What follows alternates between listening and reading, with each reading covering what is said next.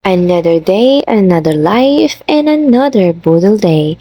It's me again, your Madam Budol. So ayan, samahan niyo ulit si Madam Budol sa panibagong episode ng Pambubudol. Intro, pasok! Balita nga namin ay masarap daw dito sa Shabu-Shabu, kaya tara, subukan natin. Pagpasok nyo guys ay makikita nyo na nga ang lawak at laki ng kanilang pwesto.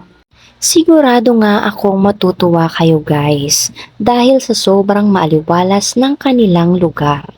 At hindi lang yon, siguradong matutuwa kayo dahil sa halagang 249 pesos, unlimited na nga sila. At bukod nga sa unlimited, meron pang shabu-shabu at samyupsal.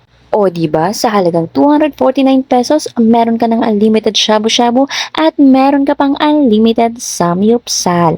Saan ka pa? Tara na! Yes! Pasok na pasok sa banga. Aayaw ka pa ba? Gayahin niyo si Madam Budol. Kung makasubo, akala mo naman siya ang gumastos.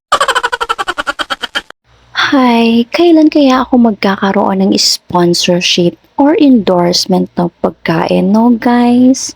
Char. Bekenemen kung may alam kayo dyan. Gutom lang yan, madam. Kumain ka na lang. So, ayun nga guys. Anyway, sa mga mahihilig dyan sa mga Korean restaurant, isa to sa pwede nyong puntahan guys. Recommendable place. Lalong-lalo na sa mga hindi pa nakakakain dito, try nyo na guys, hindi nyo pagsisisihan. Kapag hindi masarap, follow nyo ko, usap tayo. Uy mga madam ha, sa mga hindi pa dyan naka-follow sa akin, beka naman, pwede nyo akong i-follow.